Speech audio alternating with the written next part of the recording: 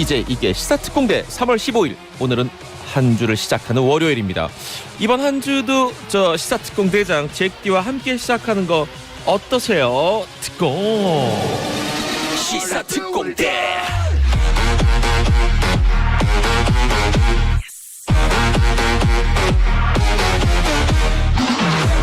보통 아니 꼭 월요일이 아니라 거의 매일 저희 첫 곡은 항상 좀 신나는 그런 노래, 여러분께 힘을 주는 노래로 많이 선곡을 하고 있습니다. 아마 우리 시사특공대를 계속 쭉 들으신 분들은 시사특공대는 항상 신나는 노래로 작전을 시작하는구나 하고 아실 거예요. 이유는 응원을 하기 위해서죠. 우리 시사특공 대원들이 하루하루를 응원하기 위해서 그러는 건데, 살다 보면 이 응원이 피곤할 때가 있습니다. 너무 많이 지치면 응원조차 싫을 때가 있어요. 누가 넌 할 수 있어, 잘할 거야, 더 열심히 하자, 파이팅, 이런 말도 싫어질 때가 있죠. 오늘 출근하면서 문득 그런 생각이 들었습니다. 이 강변도로를 따라 달리는데 그 한강 건너 남산 타워가 안 보이더라고요. 아니 어떻게 이렇게 됐지? 오늘이 아마 최악이겠지 싶었는데 방금 뉴스가 나오는데 5분 뉴스에서 그러네요. 내일은 몽고와 이 중국 쪽에서 넘어오는 황사 때문에 오늘보다 더 심해질 거랍니다. 전국도 이런 뿌연 미세먼지 안개 속 같죠? 제목을 이걸 뭐라고 읽어야 될지 모르겠어요. 00 그다음 콜론 00 땡땡시 땡땡분 이렇게 돼 있는데 가사를 들어보면 뭐 0o'clock 이렇게 나오죠. 0시. 방탄소년단 BTS의 노래였습니다.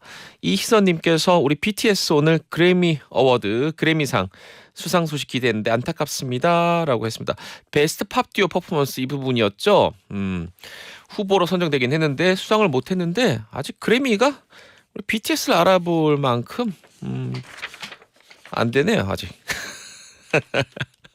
이영희님, 가끔 위로의 말이 귓등으로도 안 들릴 때가 있습니다. 너무 힘들면 위로가 위로같이 들리지도 않죠. 그냥 가만히 내버려 두는 게 더 큰 위로일 수도 있습니다. 그래요. 주말 사이에 제가 뉴스를 일부러 안 보려고 하다가 보통 한 일요일 저녁쯤 이렇게 한 이틀치 뉴스를 이렇게 몰아보는데 좋은 소식이 너무 없더라고요. 잠시 후 정상근 기자도 이 뉴스를 전해주려고 제가 리스트를 갖고 있는데 그래요. 한번 들어보시죠. 어떤 소식이 있는지. 자, 3월 15일 월요일 오늘도 생방송이고요. 샵 버튼 누르시고 1035번으로 저희 시사특공대 입대 가능합니다. 오늘 그리고 보는 라디오 유튜브 언제나 그렇듯이 생방송으로 구경할 수 있고요. 유튜브 구독 꾹 눌러주시면 감사하겠습니다. 유튜브 구독해달라는 얘기는 제가 처음 하는 것 같은데 너무 당연한 거라서 얘기 안 한 거예요. 아니 시사특공대 들으면서 시교 라디오 시사특공대 유튜브 구독 안 한 사람은 없을 거 아니야. 다 했을 테니까 뭐 구독해달라는 얘기도 할 필요 없지 뭐. 알겠습니다. 여러분들은 지금 시사특공대를 듣고 계십니다. 시사특공대 떼레레떼 따라라따. 네, 이제 이게 시사특공대 오늘도 정상근 기자 나와 있습니다. 안녕하십니까? 네, 안녕하십니까? 저희 시사특공대 출연하기 전에 뭐 보통 좀 대기하면서 뉴스도 훑어보고 인터넷을 많이 쓰지 않습니까? 네, 그렇죠. 특히 저희 SBS 뭐 무선 인터넷 환경 괜찮습니까? 무선 인터넷 환경 SBS 최악입니다. 최악이야. 이거 빨리 계산해야겠다. 아하. 와이파이 연결도 잘 안 되는데. 그래요. 제 핸드폰으로 테더링을 쓰겠다는데 그것도 잘 안 돼요. 그거는 엔간한 데서 다 되지 않습니까? 거의 다 되죠. 그 지리산도 되는 걸로 알고 있는데요. 네, SBS는 안 됩니다. 듣고 계신 관계자분들 요거 좀 점검 한번 필요할 것 같습니다. 자, 이제 시사특공대 항상 저 이렇게 내 자신을 한번 돌아보자 이런 마인드로 방송을 진행하고 있습니다. 복붙이 안 됩니다. 오늘 주요 뉴스들이 많이 있습니다. 자, 월요일 아침 주말 사이에 코로나19 바이러스 확진 상황은 어떻게 됐나 훑어보겠습니다. 네, 오늘 0시 기준 코로나19 신규 확진자 수가 382명이 나왔습니다. 일주일 만에 300명대이기는 한데요. 그런데 휴일 검사 건수가 감소한 영향 때문으로 보이고요. 네. 그리고 지난 주말 이틀만 해도 연속으로 400명대가 나왔고 특히 토요일은 490명까지 나와서 500명대에 육박을 했습니다. 이 경남 진주 목욕탕 관련 확진자가 계속 늘어나서 이 나흘 만에 누적 확진자 수가 150명 정도 되고요. 이 방역 당국이 확산 속도가 상당히 빨라서 혹시 변이 바이러스에 의한 집단 감염이 아닌가 좀 이렇게 좀 가능성을 보고 좀 검사를 진행 중에 있습니다. 네. 그리고 서울대병원에서는 응급실에 입원 중이던 20대 환자 한 명이 확진된 뒤에 사망해서 이 코로나19로 인한 두 번째 20대 사망자가 발생하기도 했습니다. 그러게요. 그리고 집단 감염 사례가 잇따르면서 지난 일주일간 하루 평균 국내 발생 확진자 수가 428명이 나왔는데요. 그 전주가 372명이었거든요. 네. 15%나 늘어났습니다. 그리고 확진자 한 명이 그 다른 사람을 얼마나 감염시키나라는 걸 보는 이 감염 재생산 지수라고 있는데 네. 1위 기준인데요. 1.07이 나와서 그 다시 코로나19가 확산세임을 드러냈습니다. 이에 따라 정부는 오늘부터 2주 동안을 특별 방역 대책 기간으로 선포하고 특히 수도권 다중이용시설을 중심으로 집중 점검을 하기로 했습니다. 정세균 국무총리는 우선 200명대로 신규 확진자 수를 낮추는 게 목표라고 밝혔고요. 또 이번 주에도 이 거리두기는 이제 수도권 2단계, 이 비수도권은 1.5단계를 유지하기로 했습니다. 네. 그리고 백신은 지금까지 60만 명 가까이 맞았습니다. 이 접종 우선 대상자 중에 74%가 백신을 맞았는데 정부는 다음 달부터 일반 국민에게도 코로나19 백신 접종을 시작하겠다라고 밝혔습니다. 일반 국민들 중에서는 65세 이상 고령층이 우선 접종 고려 대상이고요. 이 대상과 시기 등 구체적인 접종 계획은 오늘 발표될 예정으로 알려졌습니다. 당국은 접종 대상이 확정되는 대로 동의 절차를 진행할 계획이고요.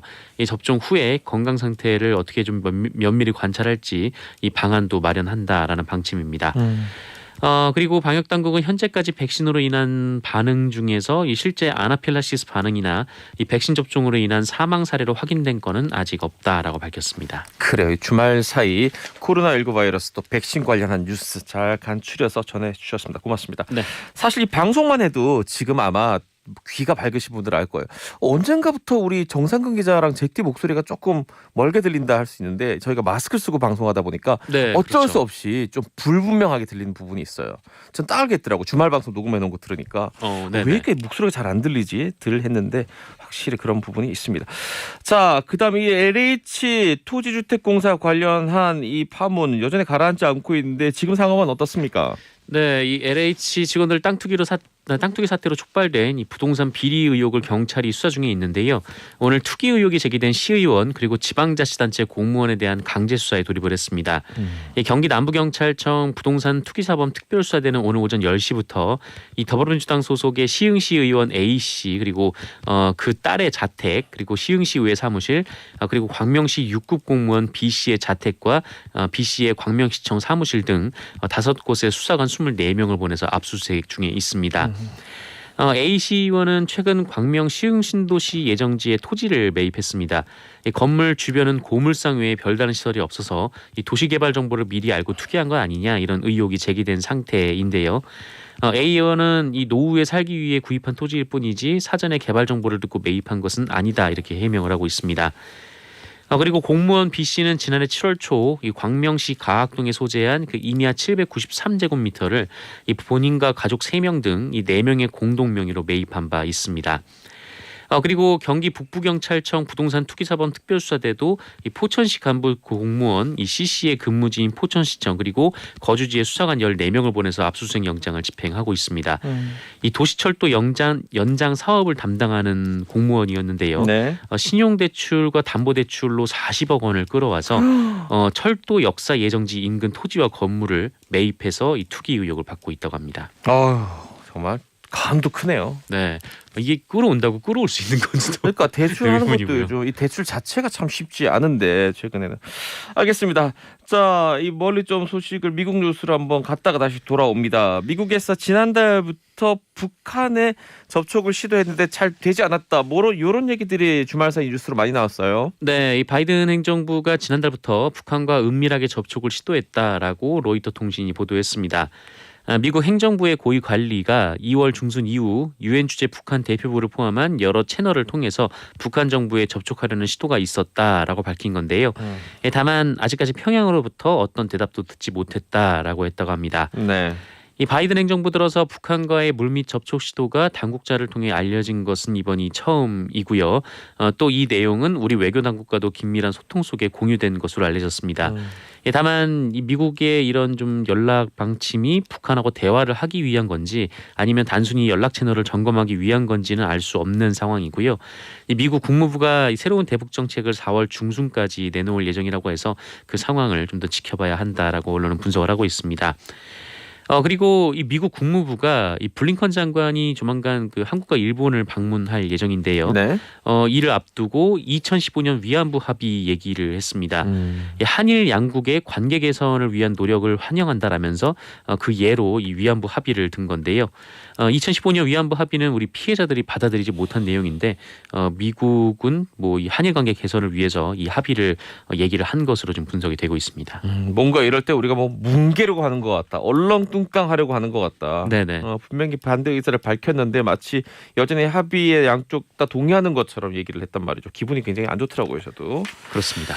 자, 국내 정치 뉴스 한번 들어봅니다. 이게 일단 뉴스 얘기부터 들어보죠. 단일화 할 것처럼 금방 네. 할 것처럼 막 말하더니 주말 사이에는 또 요 며칠 새 문제가 있어 보여요. 네, 이번 주에 아마 그 후보 단일화가 완료가 될 것으로 이제 두 후보 간의 합의를 마친 상황인데, 네. 그런데 협상이 좀 지지부진하고요. 그 양측의 발언도 강도가 점점 세지고 있습니다. 서로를 좀 비판을 하고 있는데요. 오세훈 국민의힘 후보는 오늘 중앙선대위 회의에서 만약에 안철수 후보로 단일화되고 거기에 더해서 이 당 외곽 유력 대권 주자가 결합하게 되면 내년 대선은 야권이 분열된 상태에서 치러지는 최악의 대선이 될 수 있다. 이렇게 주장했습니다. 안철수 후보가 어제 단일화하는 통합의 첫걸음이라면서 선거 후 윤석열 총장을 포함하는 더 큰 이변을 만들겠다 이렇게 기자회견을 했는데 네. 이에 대한 반박으로 보이는데요. 오세훈 후보는 이렇게 되면 야권은 100% 분열한다 이렇게 주장을 했습니다. 반면에 안철수 후보는 당 최고위원회에서 요즘 LH 사태로 지지율이 올라간다 싶으니 3자 구도로 가겠다는 밑자락을 까는 것인가라고 오세훈 후보를 비판했습니다. 안철수 후보는 지난해 야권이 힘들 때 문재인 정부의 서슬퍼런 그런 상황일 때 본인은 정치 생명을 걸고 싸웠는데 어디 계셨는지 잘 기억이 안 나는 분이다라고 오세훈 후보를 비판하기도 했습니다. 그래요. 뭐 제가 뭐 짧은 식견에 뭐 시사 프로그램 한 몇 년 정도 진행하면서 드는 생각은 될 것 같으니까 욕심들이 생기셨구나. 이런 생각이 듭니다. 이 LH 토지주택공사 관련해서 이 파문 때문에 더불어민주당 박영선 후보 지지도가 꽤 많이 내려갔잖아요. 최근 조사를 보면. 네네. 그래서 누가 후보로 뽑히더라도 야권 쪽 후보가 당선될 가능성이 지금 많이 커졌단 말이죠. 그렇죠. 그러다 보니까 욕심이 확 나서 또 이렇게 다른 소리들을 하는 건 아닌가 싶습니다. 그 단일 후보의 지지율이 올라갈수록 단일화가 어려워지는 그러게요. 아이러니한 상황입니다. 위기에는 뭉치고. 자, 그다음은 이 세금 얘기 좀 해보겠습니다. 이 세금 얘기지만 그 전에 이제 그 세금이 기준이 되는 네네. 어떤 그 물건의 가격, 특히 주택은 공시지가라고 이제 얘기를 하죠. 그 얘기 좀 들어보겠습니다. 그렇습니다. 올해 아파트 공시가격이 20%가량 상승을 했습니다. 14년 만에 가장 많이 올랐는데요. 지난해 상승폭이 한 5.98% 정도였으니까 무려 13.1%나 더 올랐습니다. 이 아파트 공시가격은 이 세금 책정에 영향을 주고요. 그리고 건강보험료, 뭐 기초노령연금 수급 대상자 결정 등 한 20종 정도의 행정 분야에 활용이 됩니다. 다만 6억 이하 아파트 1주택 재산세율은 0.05%포인트 낮추기로 했습니다. 네. 정부는 앞서 아파트 공시가격을 5에서 10년에 걸쳐서 시세 반영률의 90% 수준으로 만들겠다 이렇게 발표한 바 있는데요. 이에 따라서 올해 공시가격은 그 올해 목표한 현실화률인 70.2% 정도까지 오른 것으로 알려졌습니다.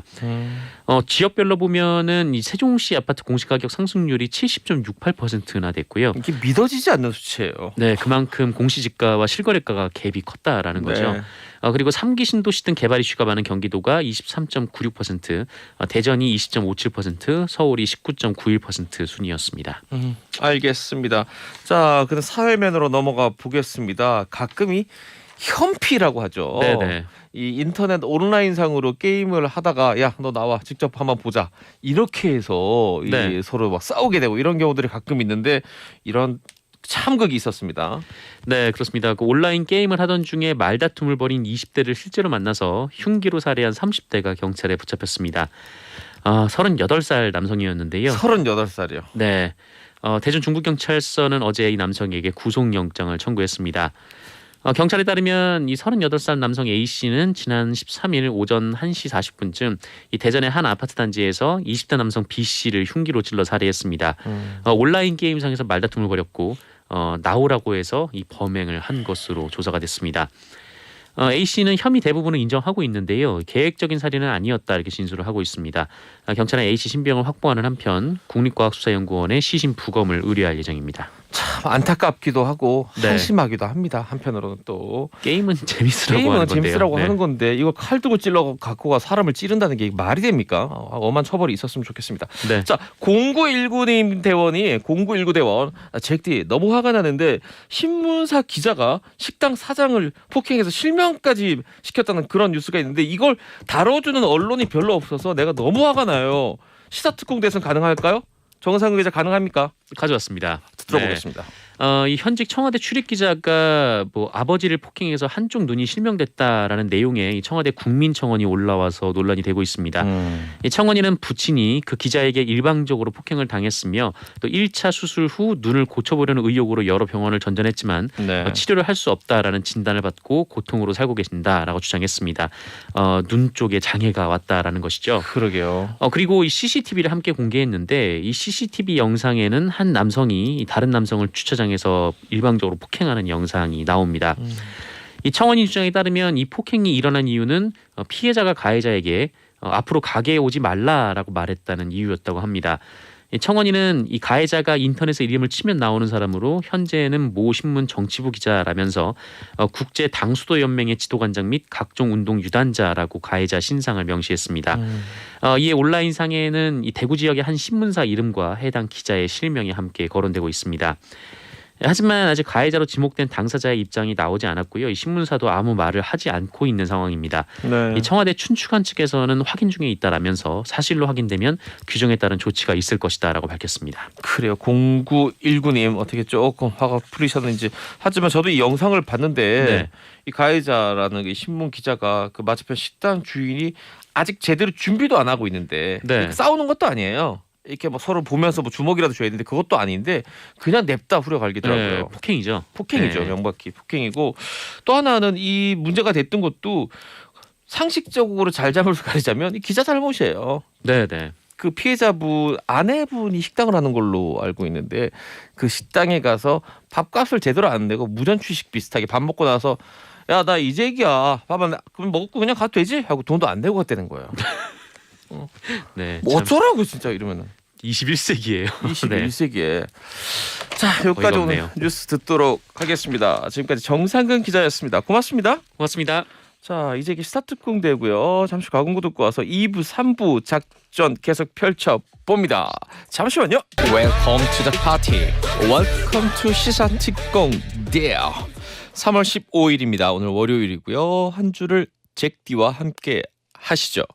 유인철 대원 역시 잭디 속 시원하게 말해주니까 좋네요. 제가 가끔 이 시사 문제 뉴스를 이야기하다가 화를 낼 때가 있습니다. 소리를 지르거나 뭐 실제로 그렇기도 하고 좀 일부러 연기하는 부분도 있어요. 왜냐하면 여러분들 목 아플까 봐 제가 대신 소리 질러 드리는 거예요. 대신 화내드리고 여러분들 정신건강에 또 안 좋은 그런 또 영향을 줄까 봐 제가 대신 속 시원하게 해드리려고 그런 부분도 있다 하는 거 뭐 알아달라는 건 아니에요. 제가 뭐 이런 뭐 몰라도 괜찮아요. 자 이용하 대원 점심시간 이용해서 헌혈하러 왔어요. 와. 진짜 나도 헌혈 한 지 꽤 됐는데 저도 이용하님의 이 또 선행을 보면서 한번 따라하기 해보겠습니다. 조만간 또 헌혈을 한번 해봐야겠군요. 우리 용하님한테 오랜만에 커피 쿠폰 하나 날려볼까요? 자, 이 헌혈한 다음에 마시는 시원한 아이스 아메리카노 또 좋잖아요. 우리 감독님 지금 헌혈차가 있는 이용하님께 드리겠습니다. 커피 쿠폰, 커피 쿠폰. 힘을 좀 날려드렸습니다. 홍도현님 구독 누를게요. 안 하고 있었네요. 유튜브 시교 라디오 시사특공대가 담겨있는 채널입니다. 구독하고 왔다는 분들 많고요. 감사합니다. 그리고 3221 대원이에요. 아산에서 시내버스 운전하고 있는 조병규라고 합니다. 항상 잘 듣고 있습니다. 유익한 정보, 좋은 음악 감사합니다. 저도 입대 지원합니다. 영원한 청취자로 남고 싶습니다. 조병규 대원의 입대를 허하노라. 기사님 항상 안전운행하시고요. 김아진님도 거의 1년 만에 아이들 둘이 다 등교하고 여유로운 아침을 맞고 있다는 말씀해 주셨는데 그럼에도 불구하고 코로나는 아직도 기승이고 미세먼지까지 난리인지라 편하게 누리기 어려운 보통의 날이네요. 우리가 예전에 보통이라고 생각했던 그 날이 귀해졌습니다. 그냥 뭐 햇살 짱짱하고 한 3월쯤 되면 꽃들이 선명하게 색을 드러내고 강 건너 풍경도 보고 사람들끼리 뭐 술도 마시고 차 마시면서 떠들기도 하고 그냥 평범한 날이잖아요. 어려워졌어요. 평범한 것들이 너무 당연한 것들을 지금 우리가 못 누리고 있습니다. 이상희 대원 오전 외근으로 벌써 10,000보 걸었네요. 오전 미세먼지 제가 다 먹었습니다. 라고. 아이고요. 미세먼지를 먹었는데 점심을 또 먹네요. 이러니 살이 찌지. 굉장히 논리에 안 맞는 문자를 보내셨어요. 미세먼지 먹는 거랑 점심 먹는 거랑은 아무 상관이 없죠. 오히려 건강을 위해서 점심을 더 잘 챙겨 드셔야 합니다. 상희 씨 알겠죠? 하지연 씨는 빚을 1억 넘게 받고 전세로 간다고 했습니다. 이자 낼 생각이 깝깝하지만 그래도 행복을 위해 한 선택이다라고 했는데 우리 지연 씨한테 조금 도움이 되려나? 또 돈을 너무 탈탈 털어서 종잣돈이 없을라나? 자 잠시 광고 듣고요. 우리 더 퍼블릭 자산운용 김현준 대표와 함께 우리 개미들을 위한 주식 코너 진행해 보겠습니다. 시사특공대를 듣고 계세요. 내가 도와줄게.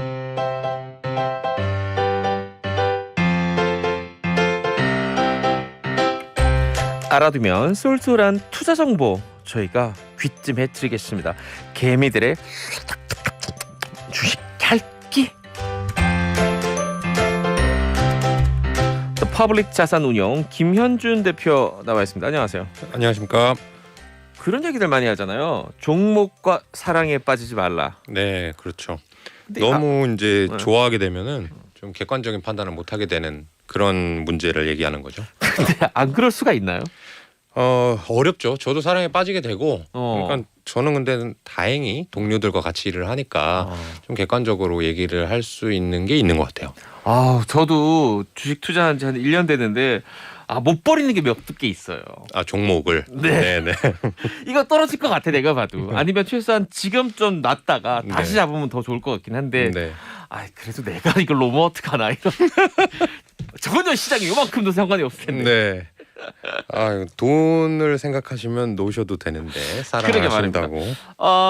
뭐 그런 것들 중에 하나가 또 주주들이 또 회사를 아주 열성적으로 응원해주는 그런 회사들 중에 하나가 또 셀트리온이라는 주식 네, 보면 맞습니다. 주주분들이 종토방이라고 그래요. 종목 토론방. 네, 맞습니다. 굉장히 셀트리온 주주님들은 애사심 주주 이상하네요. 그렇죠. 직원들은 자기를 아니니까. 사랑하는 거죠. 자기 회사를. 네네. 주인이니까요. 저희가 이 셀트리온 관련해서 방송을 하다가 낸 것 관련해서 어떤 청취자분 한 분이 이 효과 없는 치료제라는 표현을 방송 중에 했다고 상당히 속상하다. 이거 반드시 정정해야 된다라고 했는데 네, 맞습니다. 실제 저희가 찾아봤더니 김 대표님께서 효과가 없다는 얘기는 안 하고 어떻게 말씀을 하셨죠, 이거를? 효과 없다고는 하지 않고 어느 정도 큰 차이가 없으니 그리고 나쁘지는 않은 치료제니까 써보자라고 이제 말씀을 드렸는데 이게 구체적으로 이제 보면은 기존의 일라일리나 이 리제네론이라는 네. 치료제보다는 치료 기간을 3-4일 단축시켰고 부작용을 보고한 적이 전혀 없기 때문에 좋은 치료제다라는 이제 의견을 주셨습니다.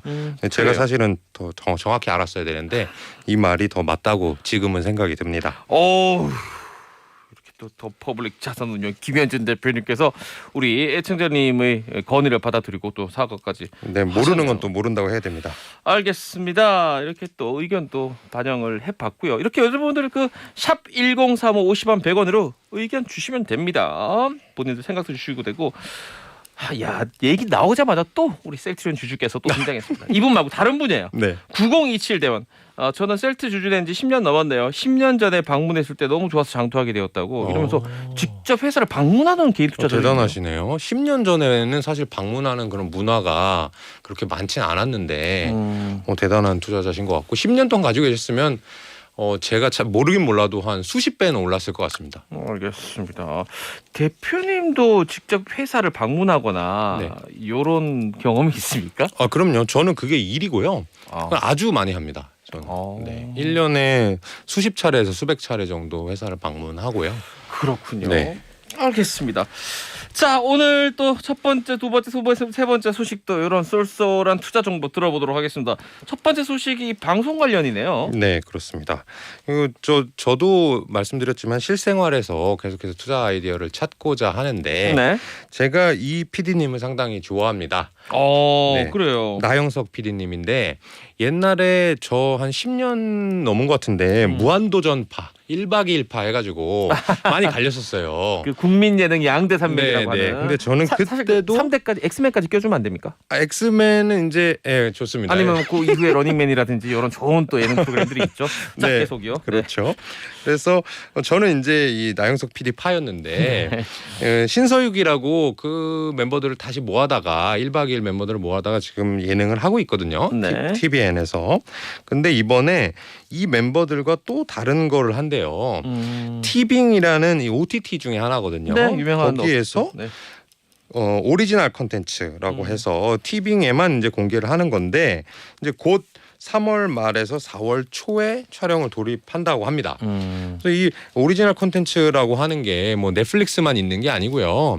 이 OTT 플랫폼들이 사실은 이 자신의 플랫폼에 고객들을 락인 묶어두기 위해서 좋은 콘텐츠들을 제작한 다음에 그거를 거기에만 올리는 그런 전략을 쓰고 있거든요. 네. 그래서 우리가 알게 모르게 티빙도 2021년 한 해에 벌써 20여 편의 오리지널 콘텐츠를 계획하고 있다고 해요. 근데 이제 티빙이 상장사는 아니고 티빙을 운영하고 있는 CJ ENM이라는 회사가 상장사거든요. 네.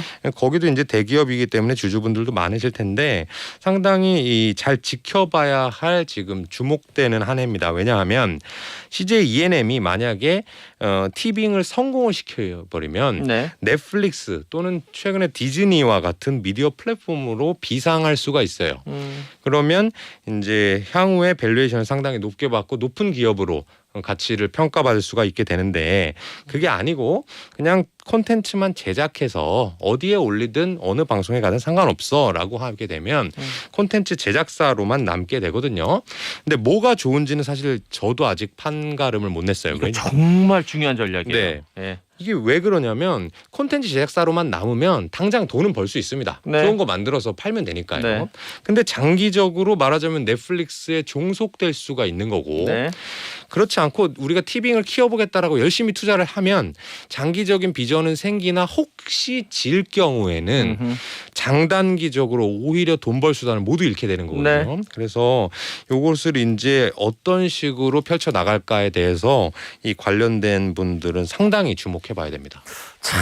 이거 사실 이 CJ 엔터테인먼트 네. 얘기도 하지만 저희 SBS도 마찬가지가 똑같은 고민을 있죠. 네, 계속 하고 있고 맞습니다. 쉽게 결정할 수 있는 문제도 아니고 네. 또 어느 한쪽을 완전히 택하기도 굉장히 부담스럽습니다. 그렇습니다. 이 말씀하신 대로 SBS는 실제로 그것만으로도 상장 기업이고요. 네. 이 회사도 지금 드라마 제작이라든지 또는 유튜브라든지 이런 쪽으로도 상당한 힘을 쏟고 있는데 그거를 방송사로 남을 것인지 또는 제작에 힘을 더 줄 것인지 요거에 대해서 아마 골치 아프실 겁니다. 사실은 저는 맞습니다. 이 경영을 안 하기 때문에 다행이라고 생각할 정도로. 이거는 제 일이라서 지금 머리가 아프니 듣고 네, 있는데. 맞습니다.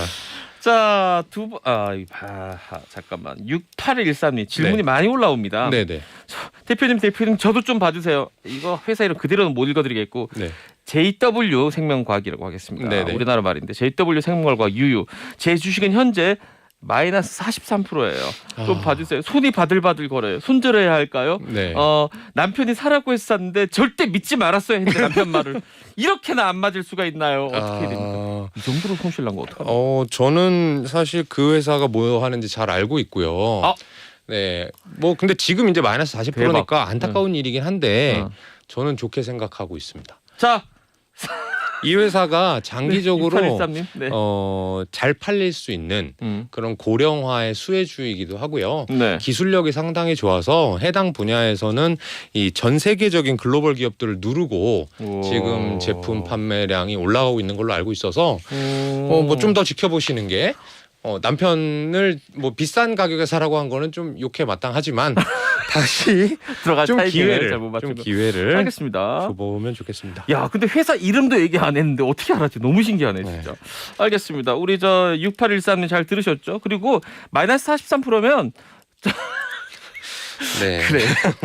그러니까, 네, 좋은 기업과 좋은 주식과 타이밍 다 세 가지가 다 좀 맞아 떨어져야 됩니다. 힘내십시오, 6814님. 자, 모든 투자 결과는 최종적으로 본인이 책임져야 될 몫이기 때문에 잘 생각해 보시고 대표님 말씀도 참고하고 또 공부도 좀 더 해보시길 바라겠습니다. 네.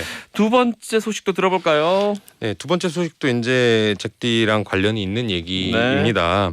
어드레서블 TV라는 게 이제 도입이 된다고 합니다. 우리나라에서도 그 잘 아시겠지만 텔레비전 같은 경우는 일반 공중파 또는 IPTV 케이블 공이 대부분 광고가 같은 게 나갑니다. 프로그램도 같은 게 나가고 왜 그러냐면 프로그램 단위로 이제 이게 시사특공대에 광고를 하고 싶습니다. 이런 식으로 광고를 붙이게 되거든요. 네. 그래서 누가 듣든 누가 보든 간에 똑같은 광고가 나가니까 네. 좀 집행하기는 쉽지만 사실은 어떤 고객한테 나갈지 타겟팅이라는 게 잘 안 되기 때문에 네. 성과 측정이 어렵고 예산이 그러니까 좀 과다하게 나갈 수 있다는 문제가 있어요. 네. 근데 실제로는 여러분도 잘 아시겠지만 여러분들이 최근에 텔레비전을 구입을 하셨다고 하면 네. 대부분 인터넷에 연결돼 있고요. 그렇지 않는다 하더라도 셋톱박스와 연결해서 IPTV나 케이블 TV를 보시는 분들이 상당히 많기 때문에 네. 이 기술적인 준비는 끝났습니다. 무슨 준비가 끝났느냐? 본인이 이제 나이대, 뭐 성별 또는 핸드폰 뭐 어떤 거를 광고를 사용하는지 또는 어떤 거에 대한 관심이 있는지에 따라서 텔레비전 앞뒤의 광고를 바꾸어서 또 내보낼 수가 있거든요. 이것을 어드레서블 광고라고 합니다. 그래서 이 아직까지는 우리나라 디지털 광고 시장이 아무리 빠르게 성장하고 있다 하더라도 네. 광고 시장의 절대적인 강자는 TV입니다. 그래서 이 TV 시장에서 이렇게 타겟팅된 개별적인 광고가 나간다고 하는 것은 이 광고주한테도 예산을 좀 효율적으로 집행할 수 있게 되고요. 그다음에 방송사 입장에서도 똑같은 광고의 슬롯을 좀 더 비싸게 팔 수 있는 호재가 되고요. 그다음에 미디어 랩 등의 이 광고 대행사들은 본인들이 광고주랑 방송사랑 연결을 시켜주는데 제가 방금 말씀드린 대로 그 두 주체가 돈을 더 벌게 됐기 때문에 여기서 조금 더 영업을 하게 되면 같은 노력 대비해서 성과를 더 볼 수 있습니다. 그래서 이 미디어 광고 시장에 중간 광고 이후로 상당히 큰 변화가 생길 것으로 추측됩니다. 알겠습니다. 이거 역시 오늘 첫 번째, 두 번째 다 저와 제가 몸담고 있는 그런 네, 이 공장들 얘기해 네 주셔가지고 맞습니다. 혹시 소셜 딜레마라는 넷플릭스 영화 본 적 있어요? 봤습니다. 그러니까요. 네, 그거 보면서 와 너무 소름 돋고 네. 내가 이거를 이런 식으로 지배당하고 있었구나 생각하지만서도 그걸 다시 페이스북에 이거 봤다라고 올리고 있거든요. 똑같은 나랑 네. 똑같은. 그래서 정말 어쩔 수 없습니다. 지금 이 소셜 딜레마라는 이 다큐멘터리 영화 우리 특공대원들한테서 추천해 드리겠는데 이게 이런 내용이에요. 그러니까 우리가 알게 모르게 SNS에 가입해서 활동하는 것만으로 내 취향이나 구매 성향 같은 것들이 철저하게 이 거대 기업들에게 다 노출된다는 얘기죠. 맞습니다. 그래서 대표님께서 해주신 말씀은 그것 때문에 이 TV가 이런 인터넷 매체에 상당히 밀리는 게 최근 경향이었으나 네네. 이제는 TV에서도 그런 시청자 맞춤 광고 집행이 가능한 길이 열렸다. 이거죠? 네네 맞습니다. 아휴 정리하기 어렵다. 알겠습니다. 그럼 나름 좀 정리 잘해주지 않습니까? 아 네네. 아 근데 저는 그냥 DJ라고 하시기에는 네. 이 시사 경제 쪽에 상당히 밝으신 것 같아가지고 네. 매번 놀라고 있습니다. 알겠습니다. 이런 걸 원하신 거죠? 아유 이렇게 또 잘난 척하면서 하루를 또 시작하는구나. 자, 세 번째 소식은 좀 네. 다른 얘기입니다. 요거는 이제 쇼핑 물류 관련된 뉴스니까 잘 들어보십시오. 네. 아마 이 아이디어, 이 뉴스에 대해서도 청취자분들이 이미 잘 알고 있는 내용일 겁니다. 반쿠팡 연대라는 게 생겼는데 뭐냐하면 쿠팡이라는 이제 인터넷 쇼핑몰이 상당히 잘 되고 있고 최근엔 또 시가총액 100조 원이 넘는 네. 우리나라 삼성전자 다음으로 가는 큰 기업으로 뉴욕 시장에 상장까지 한 큰 네. 회사입니다. 근데 이 회사가 너무 커지니까 경쟁을 하는 인터넷 쇼핑 또는 온라인 오프라인 유통하는 회사들이 상당히 긴장을 하고 있다는 얘기예요. 그래서 네이버하고 이마트 그러니까 오프라인의 최대 강자와 온라인 쇼핑의 최대 강자가 지분을 맞교환했습니다. 맞교환이라고 하는 거는 내 주식 네가 좀 갖고 있어. 네. 또는 네 주식 내가 좀 갖고 있을게. 그러면 우리 피를 섞었으니까 으쌰으쌰 한번 잘해보자 이런 얘기거든요. 근데 이 네이버 쇼핑 플랫폼에다가 이마트 쓱닷컴도 들어오고 쓱닷컴의 배송 시스템도 접목시키기 위해서 2,500억을 이제 맞교환했는데 얼마 전에 네이버가 사실은 CJ 대한통운 우리나라 택배 1등이거든요. 이쪽과도 협업하기 위해서 지분을 맞교환했습니다. 네. 그래서 현재 인터넷 쇼핑 점유율이 네이버가 17%, 네. 쿠팡이 13%, 네. G마켓과 옥션을 운영하는 이베이 코리아가 12%, 그리고 이마트가 운영하는 쓱닷컴이 2% 정도 되는데 사실은 대한통운이 택배 1등이라고는 하지만 지금 쿠팡을 빼고 계산하는 겁니다. 쿠팡은 직배송을 하고 있거든요. 그래서 네네네. 이쪽에서도 상당한 강자가 되는 겁니다. 근데 문제는 뭐냐 하면 제 생각에는 이 네이버, 이마트, CJ 대한통운이 상당히 긴장을 많이 해야 돼요. 왜냐하면 쿠팡이 아까 말씀드린 대로 뉴욕 증시에 상장을 하면서 공모 자금으로 5조 원을 가졌습니다. 무려 5조 원. 진짜. 이게 어느 정도냐 하면 이마트의 시가총액과 맞먹고요. 네이버가 1년에 1조 정도 벌거든요. 5년 동안 버는 돈을 한 번에 가져와서 이걸 뭘 하란다고 했냐면 전국 로켓 배송을 위해서 물류 투자에 그냥 바로 쏟아붓겠다고 했어요. 아이고. 이렇게 해버리면 지금 네이버, 이마트의 반쿠팡 연대가 세워지는 것도 사실은 이해가 되는 바고요. 하지만 그럼에도 불구하고 조심을 해야 될 것 같아요. 이 반쿠팡 연합군의 힘겨운 싸움이 좀 될 것 같습니다. 지켜봐야 될 것 같아요. 이거 우리 예전 어릴 때 중고등학교 때 이렇게 뭐 그 역사책 보다 보면 연합군들 네네. 막 나오죠. 네. 마치 그 전쟁을 보는 네, 듯해요. 신라와 뭐 당나라가 그렇죠. 네, 했던 연합하고. 것처럼. 지금 보면 이번에 미국에서 IPO 통해서 쿠팡이 마련하는 5조 원이라는 건 그 옛날에 보면 막 100만 병력을 지원을 네, 받은 거예요. 그렇죠, 그렇죠. 당나라 군대가 지금 오. 온 건데 안타깝게 연합군한테 온 게 아니고 지금 그러니까. 쿠팡한테 온 거죠. 쿠팡한테 온 거예요. 이렇게 얘기하면 또 쿠팡 주주님들이 싫어할 수도 있는데 저는 쿠팡도 사랑하고 네. 네이버도 사랑하는데 어쨌든 이 싸움은 상당히 치열해질 것 같습니다.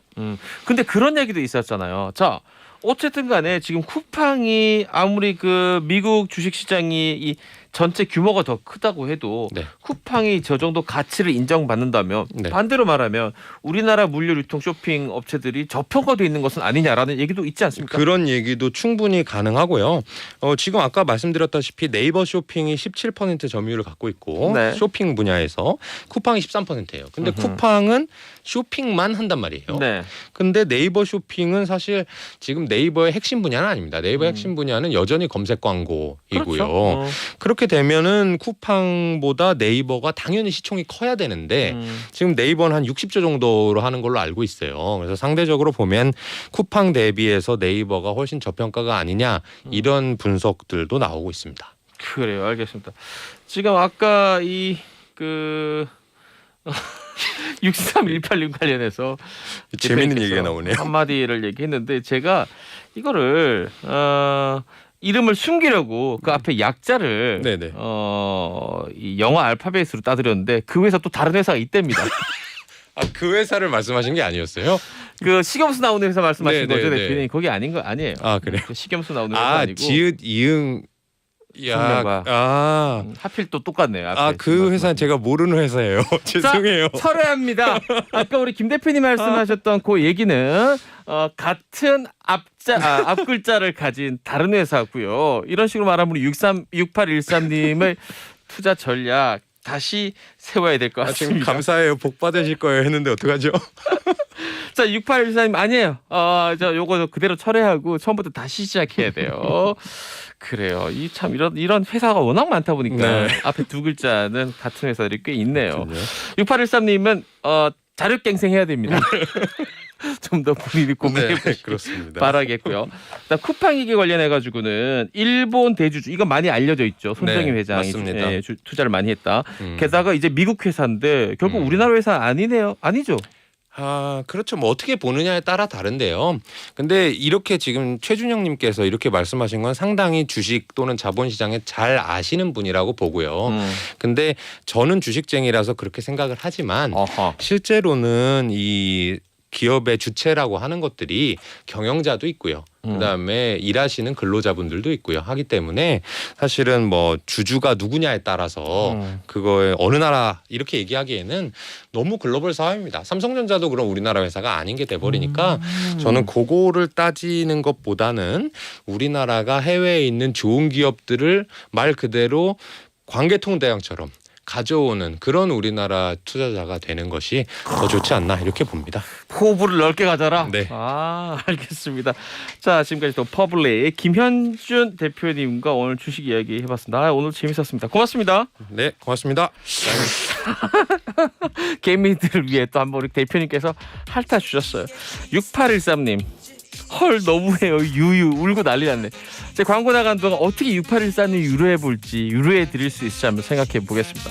자, 여러분들은 지금 시사특공대회를 듣고 계십니다. 두 번 보면 벌써 월요일이구나 싶은 생각이 듭니다. 주말 사이 이슈 그리고 한 주를 뜨겁게 달글 이슈에 대해서 이야기 나눠보는 이슈 파이팅. 자, 주간 경향의 대장주라고 할 수 있죠. 황기영 기자 나와 있습니다. 안녕하세요. 네, 안녕하세요. 주간 경향이라는 회사를 이 코스피라고 생각한다면 반기웅이라는 종목은 어떤 회사에 비교할 수 있습니까? 삼성전자죠. 아, 바로 삼성전자입니까? 그럼요. 삼성전자 대신 우선주. 얘기해 주셔서 너무 감사합니다. 박수 안 돼. 자, 그렇다면 SBS라는 회사를 코스피라고 생각한다면 우리 권영인 기자는 어떤 종목이 될까요? 관리 종목? 투자 하지만 유의 종목? 살아남으면 대박? 끝까지 죽지 않는? 알겠습니다. 자, 근데 이 회사는 정말 심각합니다. 이 회사 정말 심각해요. 이 어떻게 될지 좀 앞이 캄캄한데 아직은 LH 이 한국 토지주택공사 얘기해 보겠습니다. 이 투기 의혹 관련해서 뭐 엄청난 강경 발언 그리고 이런 걸 만들자 이렇게 해야 된다 이런 얘기들이 많이 나오고 있는데 그 중에 또 나온 얘기 하나 반기웅 기자한테 들어보겠습니다. 네, 어제 그 LH 후속 조치 관계 장관 회의 중에 나온 얘기예요. 네. 정세균 국무총리 파격 발언인데 LH 임직원들은 실제 사용 목적 외에 토지 취득을 금지시키겠다라는 발언이 나왔습니다. 네. 원천적으로 투기 목적의 토지 거래를 LH 직원들은 이제 못하게 하겠다는 그런 취지고요. LH 직원 지금 이제 투기 의심자로 이제 좁혀진 명수가 이제 20명입니다. 인원이. 네. 이 20명에 대해서는 수사 결과에 따라 농지 강제 처분 조치를 내리겠다. 그래서 얘기가 나왔습니다. 그래서 LH 사태를 사실은 이제 구조적인 부동산 적폐로 규정을 하고 네. 정부에서 이제 연일 강경책을 내놓고 있는 상황이에요. 근데 사실 보통 이렇게 위에서 막 강경책이 나오고 비판 발언 나오면 그 해당 조직이나 회사는 약간 이제 불만의 목소리가 나오기도 하거든요. 근데 LH 입장에서도 아마 그런 부분이 있긴 있답니다. 이제 왜냐하면 사실 대다수의 직원분들은 성실하게 자기 할목하는 분들이 더 많잖아요. 그렇겠죠. 근데 다 그런 것도 아닌데 너무하다 뭐 이런 불만이 외부로 나올 만도 한데 근데 이제 사안이 워낙에 엄중하다 보니까 이제 아무 말 못하고 감안하고 받아들이는 그런 분위기. 입니다.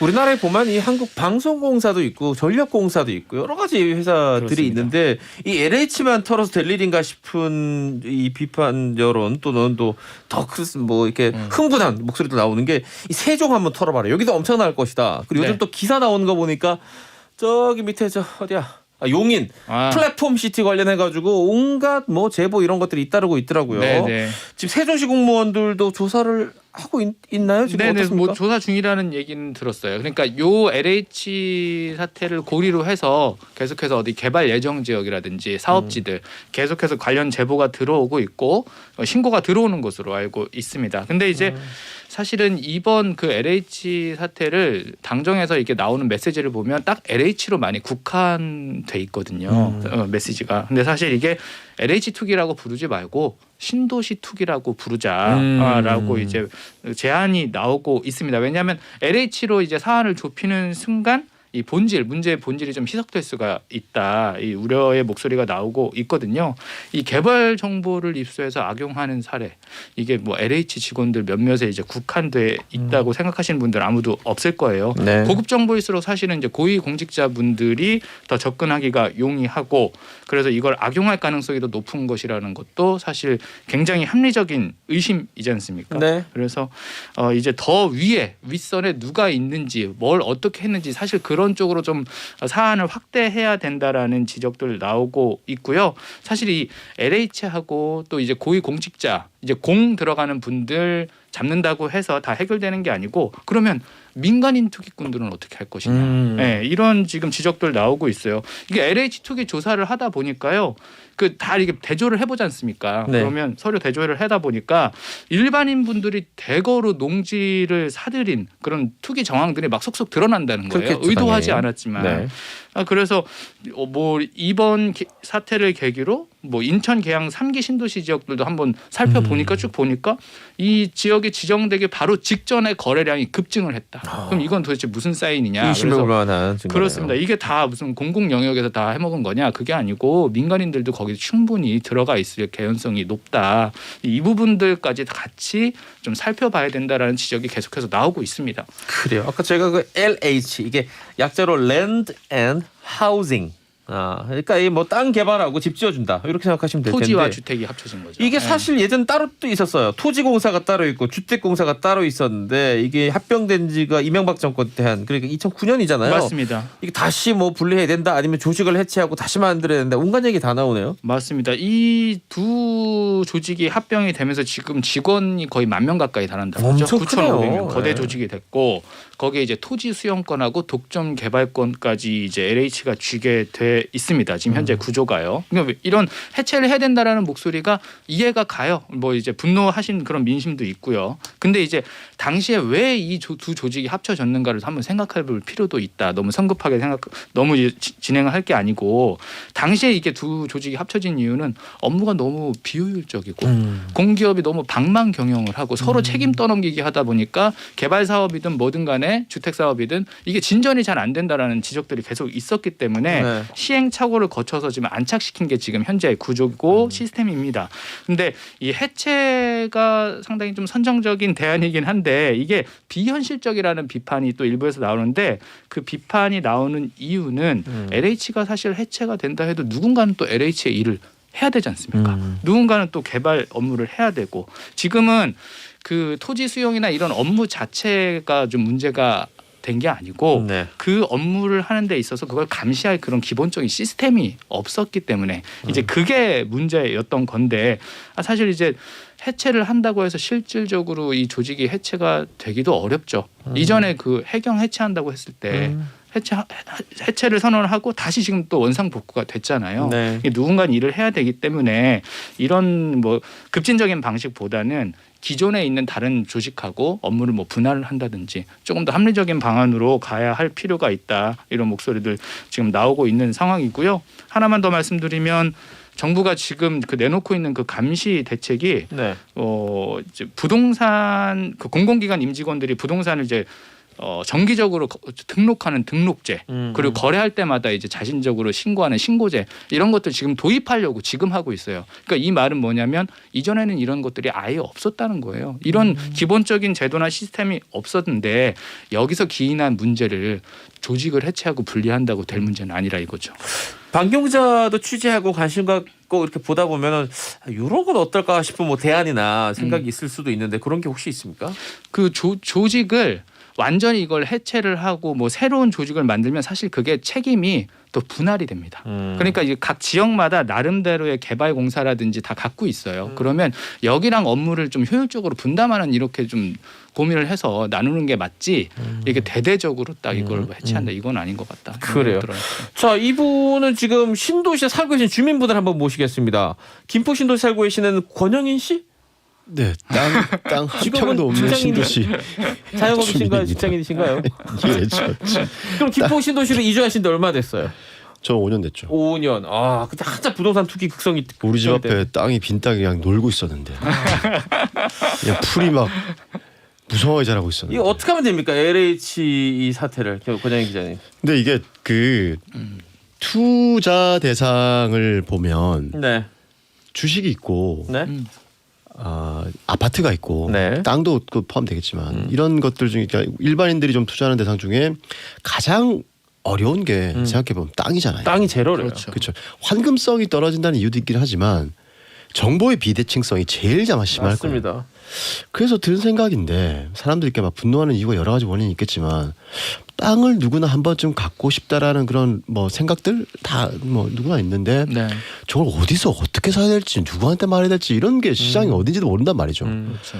그래서 접근하기 어려운 그 시장의 정보 비대칭성이 굉장히 높은 시장인데 저걸 LH 사람들은 그 정보를 독점해서 특혜를 누리는구나. 막 이런 이제 불만들이 이제 여기에 투영이 된 거죠. 네. 그래서 거꾸로 생각해 보면 부동산 시장, 땅 시장도 뭐 금융처럼 되지는 않겠지만 땅 시장의 투자를 좀 더 투명하게 할 수 있으면 뭐 우리가 부동산 리츠 주식에 상장돼 있잖아요. 네네네. 땅 투자 펀드 같은 게 있으면 이렇게 신도시에 공무원들이 전지를 하고 있으면 마치 주식에서 공매도 세력들이 리포트 쓰는 것처럼 저 땅 저 공무원들 장난치는 것 같은데라는 이런 리포트들이 눈을 뜨고 감시하지 않겠습니까? 이 오픈이 돼 있으면. 그래서 미간 영역을 포함시키자는 거네요. 그렇죠. 쉽게 약간 저는 말하면. 이게 이렇게 정보의 비대칭성을 해체시키는 게 조직 해체가 문제가 아니라 맞아요. 뭔가 땅 투자에 있어서의 뭔가 이 기울어진 운동장을 바로 잡는 게 오히려 시장을 건강하게 가는 길이 아닐까. 마치 이걸 규제를 더하고 감시를 더하고 이런 문제가 아니라 이 투명하게 좀 더 오픈해 버리는 게 오히려 낫지 않을까 이런 생각이 또 역설적으로 들더라고요.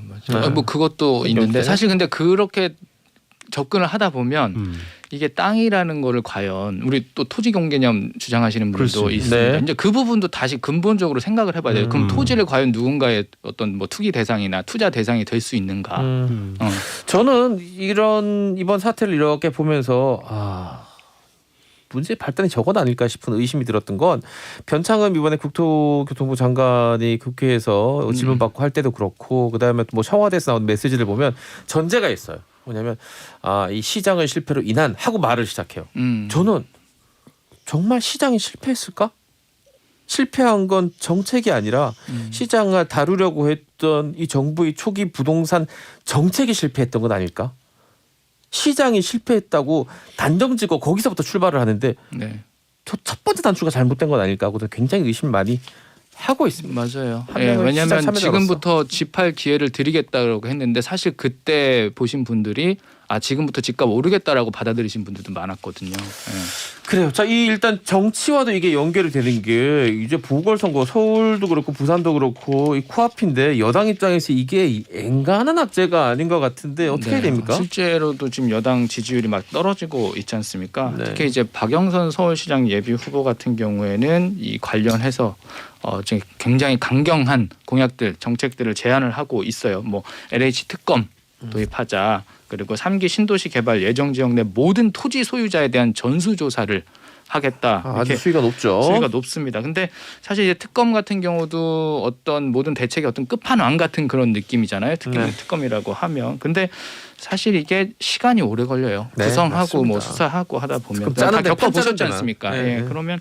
이게 굉장히 센 워딩이긴 하지만 당장의 어떤 특효약으로 쓰이기는 좀 어려운 그런 대책이고요. 그러니까 모든 토지 소유자에 대한 전수조사 역시도 굉장히 좀 세게 느껴지지만 이 역시 굉장히 지난한 과정을 거쳐야 되고 시간이 오래 걸린단 말이죠. 그래서 그 단어나 그 구호 자체가 갖고 있는 파괴력은 있는데 실제로 그게 얼마만큼 현실로 파고 들어가서 대책이 될 수 있는지 거기에 대해서는 사실 좀 불투명한 그런 상황입니다. 근데 그런 맥락도 이해가 가는 게 이런 워딩이 나오는 게 워낙에 지금 악재고 지지율이 떨어지는 게 눈에 보이니까 네. 그래도 이런 워딩들이 좀 나와야지 그걸 좀 방어할 수 있지 않을까 이런 배경에서 얘기가 나온 것 같아요. 지난 주말에도 저희 네. 보도국에서 네. 정치부가 여론조사를 했거든요. 네.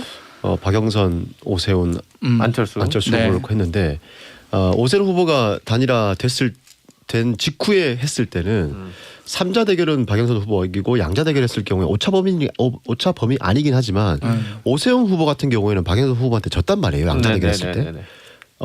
안철수 후보도 아주 미세하게 네. 이기는 걸로 큰 차이는 안 났지만. 안 났습니다. 거의 무의미한 정도 수준인데 지난주는 박영선 후보가 두 후보한테 양자 대결에서 많은 차이로 지는 걸로 나왔어요. 양쪽 다 누가 오세훈 나오든. 후보한테도 지는 걸로 나오고 안철수 후보한테는 앞자리 수가 다르게 나와요. 그러니까 크게 달라졌어요. 다음 주에 또 여론조사 어떻게 바뀔지 모르겠지만 여론은 뭐 항상 변하는 거지만 분명히 이 LH 사건이 영향을 많이 미친 것 같아요. 그 LH가 영향을 미쳤다라고 응답한 사람이 70%가 있더라고요. 네. 그러게요. 뭐그 이상 될 수도 있다고 보고 지금 우리 홍도현님도 문자를 줬지만 뭐 오고돈 그 전 부산시장이죠. 일가가 가덕도 신공항 수혜지에 뭐 8만 평을 소유하고 있다. 이런 것들이 사실 LH공사 그 3기 시도시하고 지역적으로도 멀고 관계도 없는데 네. 이렇게 불붙어 있는 상황에서는 같은 주제로 인식이 돼요. 화가 난다 이 말이 지금 땅 때문에. 또 8만 평이요?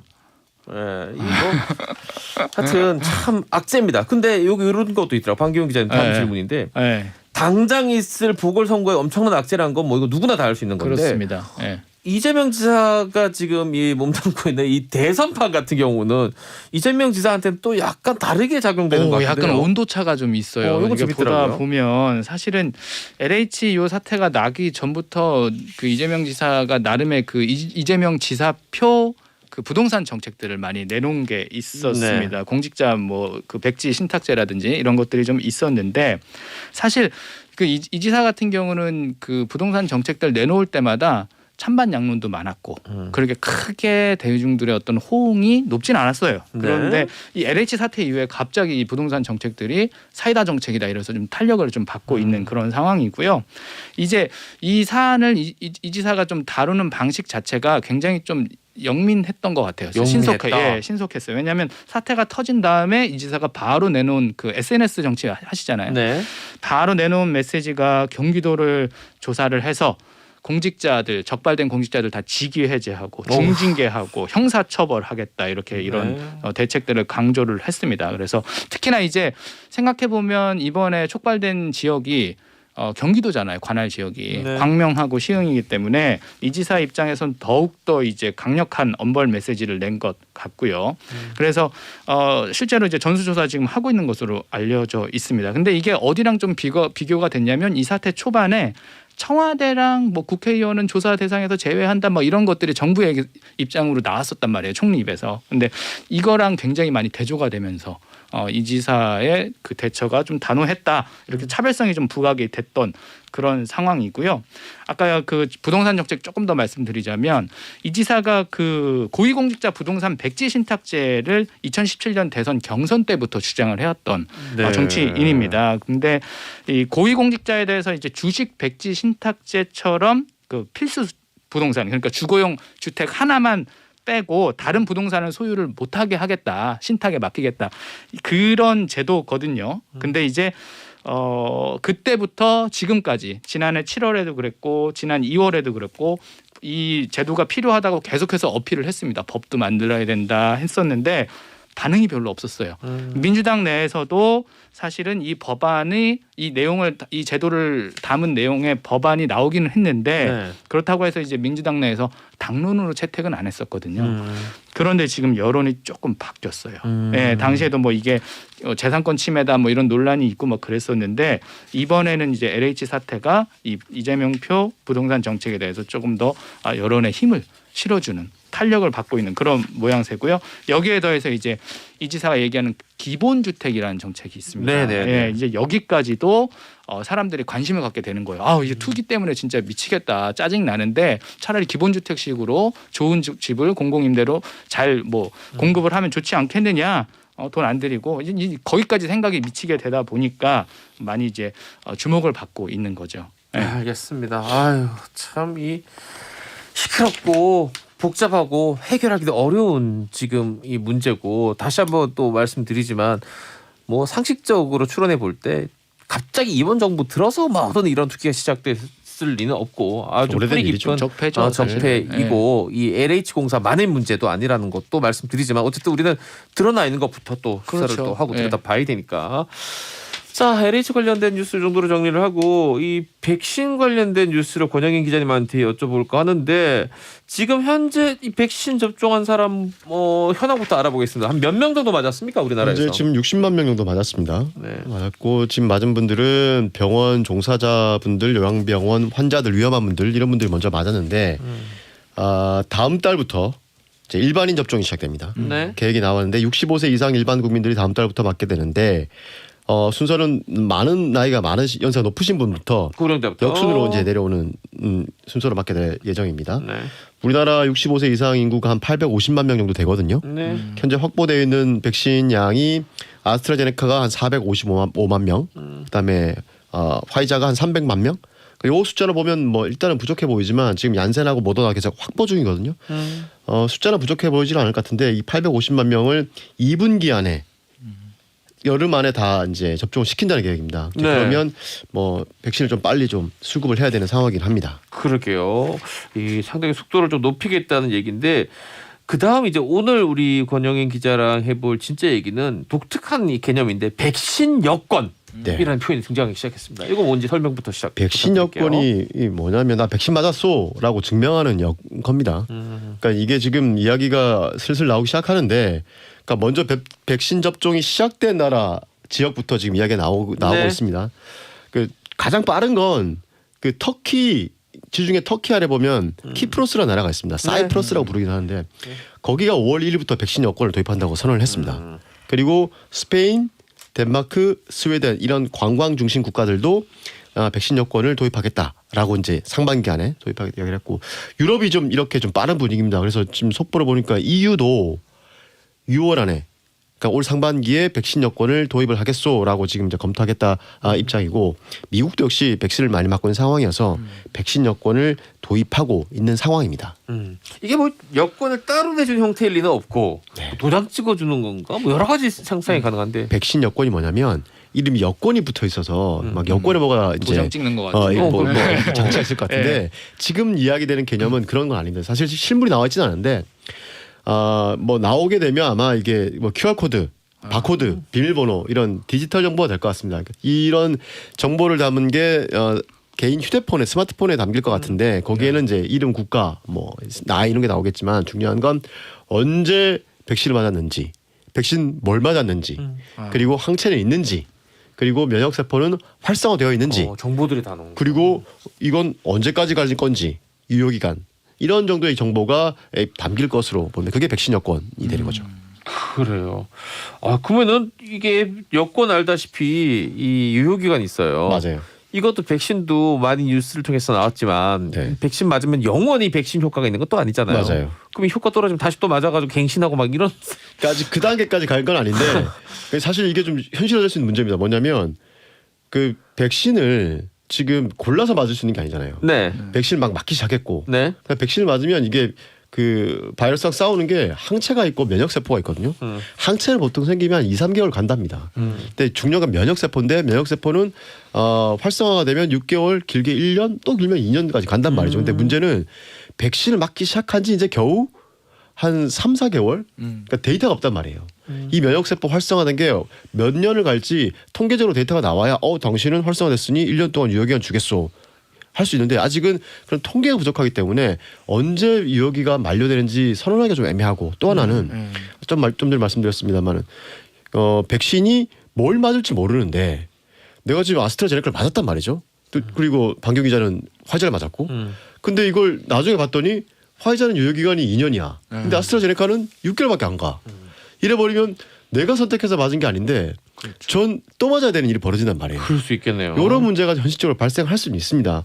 그래서 뭐 이게 뭐 나중에 결과가 어떻게 나올지는 모르는데, 이 통계적으로 서로 결과가 다르게 아주 크게 나올 경우, 특히 유효기간이 크게 나오게 될 경우에는 이 백신 여권이라는 게 조금 논란이 될 수도 있습니다. 그래서 해외여행 가려면 유효기간 보고 아스트라제네카 그러니까 특정이 아니라 유효기간이 짧은 백신을 맞았으면 해외 나가기 전에 주사를 또 맞고 나가야 되는 경우가 생길 수도 있습니다.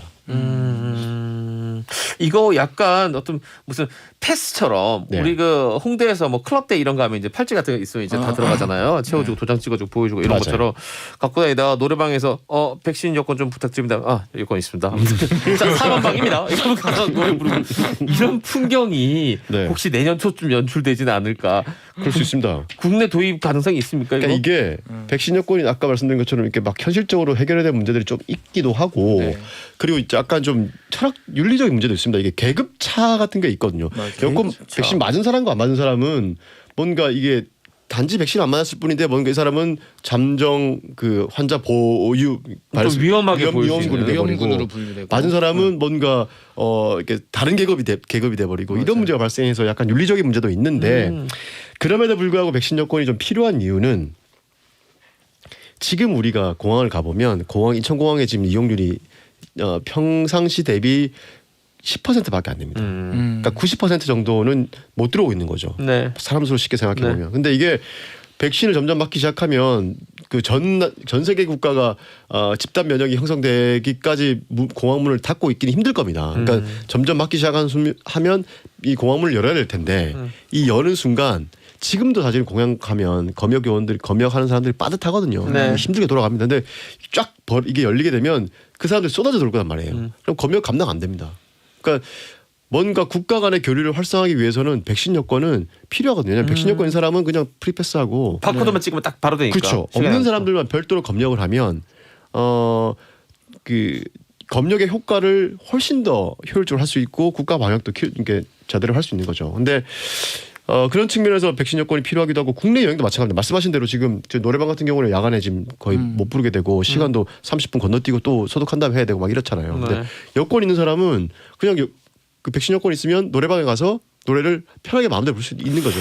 빨리 맞아야겠네요. 그러면 굉장히 사실은 소비에도 도움이 되는 겁니다. 그러니까 백신 여권 여러모로 봤을 때 좀 약간 보완해 볼 분들이 있긴 하지만 필요해 보입니다. 이게 가능하냐?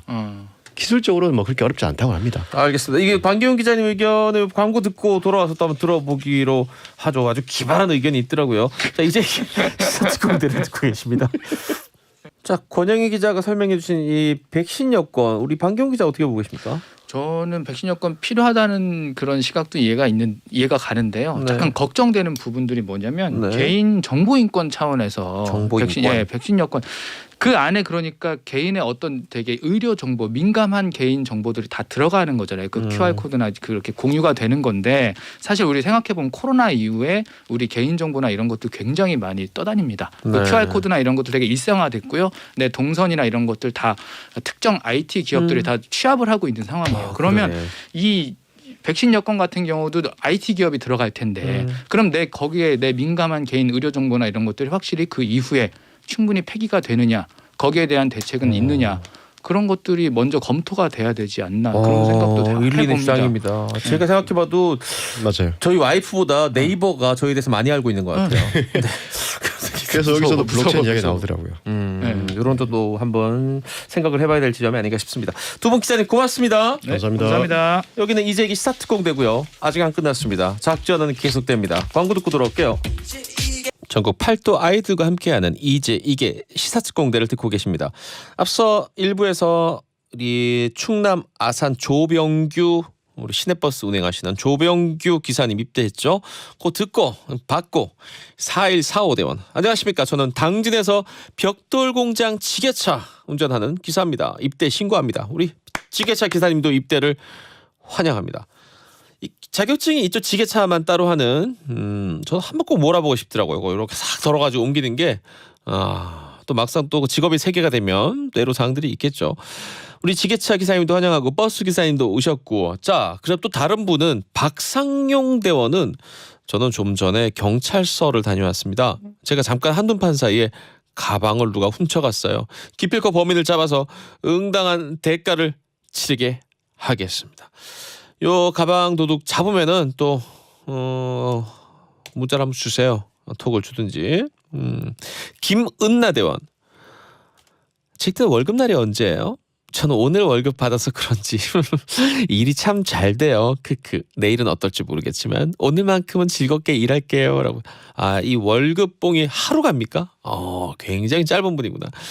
보통 25일 아닙니까? 저도 25일로 알고 있는데 뭐 들어오자마자 그냥 나가버리니까 뭐 별로 감흥이 없습니다. 내 월급을 내 두 눈으로 본 적이 별로 없어. 오면 다 여기저기서 다 가져가가지고. 그래요. 많은 분들과 함께 광고 듣고 돌아와서 연예계 소식과 스포츠 뉴스들도 또 돌아봐야죠. 이제 이게 시사특공 떼떼라라 떼떼라라따.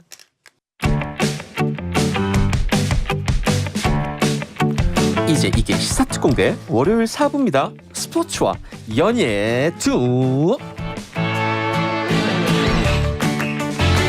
네, 스포츠와 연애중 아니에요. 연예중이에요. 주말 동안 뜨거웠던 스포츠 이야기 그리고 연예 뉴스 다루는 시간입니다. 강경윤 SBS 펀이 기자 나와 있습니다. 안녕하세요. 네, 안녕하세요 여러분. 상큼한 월요일입니다. 스트롱 강경 기자입니다. 창문을 보면 전혀 상큼하지 않은데요. 너무 아, 이놈의 미세먼지 심하고 미세먼지. 이래서 그러네요. 이게 최악인 줄 알았더니 내일 그 무서운 황사까지 여기에 묶고 더블로 가 얹힌 때입니다. 이 상황에서. 내일 비행기 타고 출장 가야 되는데 비행기 뜰 수 있을까요? 뽀얀 색을 그러니까요. 해치고 가겠네요. 부산을 출장 가야 되는데 지금. 하하, 우리 아하. 유병민 기자 부산 왜 출장 가지 들어봐야겠습니다. SBS 스포츠의 유병민 기자 나와 있습니다. 안녕하세요. 네, 안녕하세요. 유병민입니다. 내일 야구 쪽 취재 때문에 부산에 가서 좀 하루 다녀올 예정이고요. 다 자세한 내용은 뉴스와 그리고 다음 주에 그래요. 다음 주 이 시간에 또 전달해드리겠습니다. 우리 네. 출장기도 들어보도록 하겠습니다. 일단 지금 가장 뜨거운 뉴스는 큰일 났어요. 바로 몇 시간 전에 네. 우리 슈퍼스타 손흥민 선수 부상 소식이 있어요. 네, 손흥민 선수가 오늘 새벽에 있었던 아스널과의 경기에 선발 출전했는데요. 전반 19분에 이게 스퍼트를 하다가 허벅지 통증을 느끼고 쓰러졌습니다. 그래서 바로 아멜라 선수와 교체가 됐는데요. 현재 팀 내에서 리그 정경기를 소화한 선수는 손흥민 선수와 요리스 골키퍼 둘뿐이고 출전 시간 자체가 지금 2,361분을 뛰었어요. 올 시즌 27경기에서 이게 호이비에르 선수 2,430분보다는 조금 덜 뛴 거긴 하지만 팀 내에서 두 번째로 많이 뛰었고 네. 아무래도 왼쪽에서 중간서부터 끝까지 폭발적으로 뛰어야 되는 손흥민 선수에게는 폭발적인 스피드 그리고 다리가 과부하가 될 수밖에 없거든요. 네, 네, 그 점에서 지금 햄스트링이 좀 온 것 같고 지금 이제 최근 손흥민이 휴식을 취한 거는 지난달 25일에 유로파리그밖에 없을 정도로 한 경기밖에 없을 정도로 강행군을 치렀는데 지금 토트넘도 비상이고 오늘 벤투 감독이 명단을 발표했습니다. 이게 네. 곧 이제 한일전이 열리거든요. 10년 네, 만에 네. 열리는 한일전인데 이 명단에 일단 손흥민 선수가 포함이 됐습니다. 포함이 됐는데 벤투 감독과 대한축구협회는 토트넘 그리고 손흥민 선수와 긴밀하게 커뮤니케이션해서 소통해서 몸 상태를 체크해서 최종적으로 명단을 확정하겠다라고 또 이렇게 얘기를 했습니다. 이 필드를 누빈 시간으로 보거나 네. 이 플레이의 질 여러 가지를 봤을 때 모든 팬들이 다 그런 얘기를 하긴 했어요.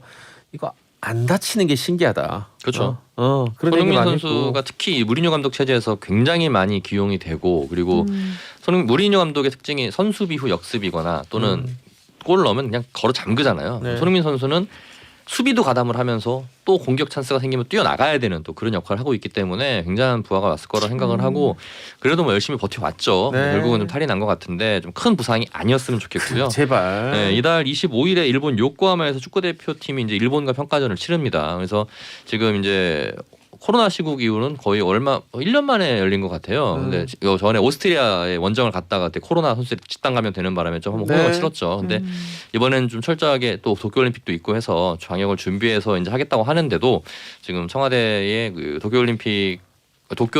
요코하마를 가는 축구대표팀의 이 원정 경기를 취소해달라는 또 국민청까지 올라올 정도로 좀 사안이 좀 민감한 것 같습니다. 알겠습니다. 우리 또 손흥민보다 또 한 세대 더 다음 세대입니다. 우리 이강인 선수는 어제 이번 주말에 좀 안 좋았습니다. 네, 이강인 선수가 그 지난 주말에 레반테와의 경기에 선발 출전을 했습니다. 특히 최근에 주축 선수들이 경고 누적 또 컨디션이 안 좋아서 못 나온 상황이기 때문에 이강인 선수가 좀 공격을 풀어가야 되는 역할을 해야 될 걸로 기대가 됐고 실제로 괜찮은 경기를 했어요. 근데 후반 18분에 감독이 이강인 선수를 가장 먼저 뺐습니다. 그래서 네. 이강인 선수가 교체가 되는 순간부터 표정이 안 좋더니 이 관중석 뒤에 앉아 있는 곳이죠. 백업 벤치에서 고개를 푹 숙이고 10분 동안 고개를 못 들더라고요. 그래서 되게 자책하고 좀 속상해하는 그런 모습이었습니다. 이 모습을 보면서 이 팬들은 이제 진짜 발렌시아 떠나야 된다. 언제까지 감독에게 신뢰받지 못하면서 뛰어야 되냐. 또 이런 또 얘기가 나왔고 현재 언론조차도 이강인 선수의 그런 고개 숙인 모습에 대해서 주목을 좀 했습니다. 그래요. 이렇게 되면 어디로 가야 될 텐데 갈 데가 있거나 또는 갈 조건이 맞는 데가 있습니까? 이강인 선수는 이적 시장이 열릴 때마다 항상 뜨거운 이슈였습니다. 어디를 갈지 그리고 발렌시아는 못 보낸다 이런 이슈로 항상 묶였는데 지난 겨울 이적 시장에서는 진짜 실제로 프랑스 팀들이 원하는 팀들이 있었다고 했지만 안타깝게도 이 코로나19 때문에 이 팀들이 사정이 어려워지면서 재정 정책을 좀 줄였거든요. 그러면서 좀 이적이 불발이 됐고 어쨌든 발렌시아와의 계약은 2022 시즌까지입니다. 그래서 2021, 2022 시즌까지인데 이강인 선수의 에이전트가 좀 영향을 발휘해서 이게 팀하고 이렇게 케미가 안 맞는데 굳이 선수가 이렇게 힘들어하면서 있을 이유는 없거든요. 네. 뭔가 좀 다른 방법을 좀 모색해야 되지 않을까 생각을 해봅니다. 알겠습니다. 야구 얘기 좀 해볼까요? 지금 제일 관심은 요즘 이 쓱 랜더스. 그렇죠. 그 구단 측에서는 SSG 랜더스라고 불러달라고 했는데 뭐 누구나 쓱 랜더스라고 부르게 되죠. 쓱 랜더스 얘기해 보겠습니다. 뭐 유니폼, 뭐 컬러, 엠블럼, 로고 이런 것들이 이제 하나씩 나오고 있는데 반응이 어떻습니까? 좀 반반으로 갈리는 것 같아요. 네. 참신하다, 멋있다, 괜찮다는 반응과 조금 이건 좀 아닌 것 같다. 좀 네, 저도 조금 아닌 것 같아요. 좀 저 개인적으로는 일단 로고에 L자가 들어가는 게 스포츠에서는 L은 루즈 진다는 루즈, 그거기 이제 때문에 글자. 굳이 예. L을 왜 넣었을까에 대한 아쉬움도 있고 그리고 우주선 빨간색 우주선이거든요. 카리스마틱 레드라 그러는데 그러면서 이제 엠블럼이 UFO가 들어갔는데 예, 엄청 지금 보시면 나오겠지만 네. 저는 이제 팬들 야구 팬들이 워낙 이 경기력에 따라서 일희일비하고 별명을 잘 지어내요. 이렇게 그쵸. 우주선을 이렇게 딱 했는데 못한다. 그럼 뭐 경기력이 안드로메다로 갔다 이런 얘기 나올 수 있고. 바로 네. 나오네요. 네, 그리고 SSG 딱 저는 딱 듣는 순간 볼넷 남바라면 449 랜더스 되거든요. 네, 이런 다양한 해석이 가능하기 네. 때문에 물론 뭐 팬들이 그러겠지 모르겠지만 아무튼 지금 또 되게 참신하다는 사람들도 있고 그리고 어떤 분들은 좀 기대만큼은 아니다 얘기도 있는데요. 일단 추가적으로 이제 마스코트와 그 여러 가지 또 유니폼도 공개가 돼야 되는데 일단 이마트의 그 노란색 특유의 노란색 있잖아요. 노란색은 안 가져가고 인천 SK가 유지했던 빨간색을 가져갔다는 점에서는 또 인천 야구의 혈통을 잇겠다 또 이런 얘기가 있는 것 같습니다. 그래요. 제가 구단이 있었으면 저는 개인적으로 팀 이름을 SSG 스피더스로 짓자고 했을 거예요. 어떤 이유로? 회사의 수익 극대화. 빠르게 쓱배송. 우리 빠르다. 그래서 스피더스. 괜찮네요. 하지만 경기지면 와 광속 탈락이네요. 또 이런 얘기 나오겠죠. 네. 어렵네요, 진짜. 어떻게든 간에 뭐 얘기는 나오게 돼 있는데 그러네요. 알겠습니다. 이 우리 잘 만든 것 같아요. 쓱 랜더스의 또 가장 화제가 되는 또 선수 추신수 선수잖아요. 지금 훈련 했을 텐데 어떻습니까? 추신 선수가 이제 지난 11일에 목요일 날 자가격리가 끝나서 이제 부산 사직구장에서 연습 경기를 하고 있던 팀 합류했습니다. 경기 중에는 워낙 그날 매체가 기자가 한 80명 정도 왔어요. 이거 다 왔네. 네, 근데 워낙 이목이 집중되다 보니까 원정 임원실에서 경기를 지켜보고 네. 그리고 경기 끝나고 나서 이제 그라운드로 나가서 감독 선수들과 상견례를 했거든요. 첫 만남에서 이제 인사를 했고 또 재밌었던 게 뭐 이미 다 알려졌지만 추신 선수가 메이저리그 17번을 들고 달았습니다. 네. 근데 SK가 쓰게서는 이태양 선수가 17번을 달고 있었거든요. 그래서 이태양 선수가 그 번호를 흔쾌히 먼저 양보를 했어요. 그랬더니 추신 선수가 본인이 이제 광고 모델로 있는 명품 시계를 들고 와서 번호를 양보해서 너무 고맙다. 현장에서 딱 이렇게 시계를 선물로 주면서 카메라 앵글에 잘 보이게 딱 돌려서 딱 세팅을 하시는 모습을 보면서 전문은 역시 방송인이구나 생각을 했고 엄청난 홍보 효과를 누렸습니다. 뭐 검색어에 계속 올라가 있었고 아이고야, 저도 봤습니다. 시계가 2천만 원 정도 한다고 해요. 그래서 이태양 선수 연봉이 1억인데 5분의 1을 그냥 하루 벌었고 이태양 선수가 또 소감을 전했습니다. 죽을 때도 차고 죽을 거니까 확인하시라고 이렇게 얘기를 해서 재밌는 뒷 이야기를 남겼습니다. 알겠습니다. 야구 또 그 전에 축구 얘기도 들어봤습니다. 자, 그다음 연예계 소식 들어볼 네. 텐데 참 이렇게 원래부터 뭐 네. 이렇게 편하게 얘기할까 원래부터 개파 치던 사람이 개파 치면 에휴 또 저러냐 이러고 많은데 그렇죠. 굉장히 모범적인 이미지, 그러니까요. 착한 이미지, 건실한 이미지 지닌 사람이 사고를 일으키면 속았다, 네. 배신, 이중 인격자 뭐 별 얘기 다 나옵니다. 윤호 얘기해 보겠습니다. 네, 윤호 씨가 사실 어떻게 보면은 최근에 예능을 통해서 아주 극호감인 연예인이었죠. 네. 윤호 씨가 한 말 중에 그런 말이 있었어요. 인간의 가장 해로운 해충이 뭐냐? 대충이다. 이렇게 얘기할 정도로 정말 열정맨의 대명사였었는데 네. 이게 웬일입니까? 지난달 말에 윤호 씨가 서울 강남구 청담동 한 음식점에서 영업 제한 시간 그러니까 밤 10시죠.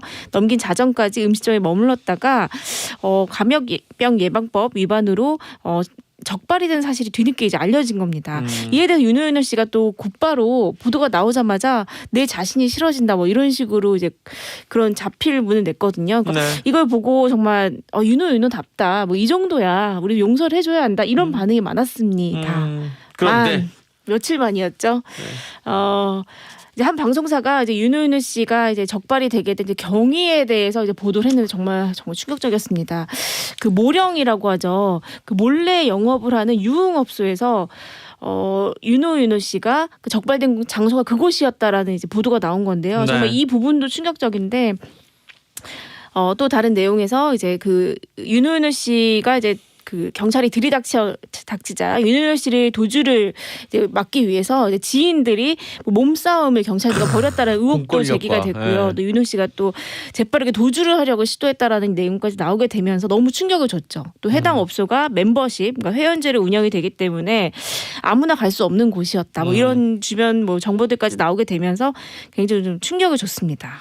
이게 팩트도 있고 네. 그다음 의견이 엇갈리는 부분도 네, 있는데 보니까 그곳이 실제로 허가도 안 맞고 몰래 영업하는 불법 유흥 주점. 그러니까 그냥 룸사롱이야. 그렇죠. 얘기하면. 네, 네. 뭐 길게 얘기해. 그냥 네. 몰래 영업하는 룸사롱이야. 정말 말하자면. 대놓고 불법 영업을 하겠다라고 해서 일반 음식점이 이제 그런 식으로 불법 유흥 주점으로 몰래 영업을 해온 것인데 여기에서 이제 윤호연 씨가 이제 그 적발이 됐는데 윤호연 씨는 여기에 대해서 또 해명을 또 했습니다. 네. 그러니까 소개하기가 잠깐 좀 헛웃음이 나오는데요. 네, 맞습니다. 네, 친구의 이제 고민을 들어주기 위해서 어딘지 모르고 갔다가 어떻게 이렇게 돼 있었고 도주는 아니다. 네. 그리고 또 뭐 도주는 아니고 또 여성 접대부도 없었다. 당시 이제 결제를 해주기 위해서 그 가게 직원이 들어와 있었던 것이다. 뭐 이런 얘기를 했는데 여기에 대해서 어떻게 평가를 할지는 지금 대중의 반응이 좀 보여주는 게 아닌가 싶네요. 안타깝습니다. 제 경험상 네. 믿기 어려운 설명입니다. 믿기 어려운 설명이고. 안타깝네요. 네. 네. 그 뭐 가게마다 다르겠지만 이 영업하는 그 구조가 그냥 이렇게 우길 수 있죠. 아, 그 왜 여기 갑자기 이 짧은 치마 입은 이 여직원이 왜 방에 같이 있습니까? 네. 혹시 이 접대부였습니까? 이게 네. 아니 계산해 주려고 하는 직원이다. 그러니까요. 그렇게 한 거고. 한 게 아닌가 의혹이 들어요. 상식적으로 친구가 고민 상담 해달라고 불렀다는데 네. 어딘지도 모르고 그 계단을 올라가고 엘리베이터를 타고 그러니까요. 회원제로 아무나 안 들어가는데 문을 따고 들어갈 수 있을까 하는 의문점은 남지만 네. 뭐 SM의 해명 이야기도 또 있으니까 네. 그럴 때 이제 우리가 쓴 중립 기어를 한번 넣어본다. 네. D도 아니고 R도 아니다 우리는.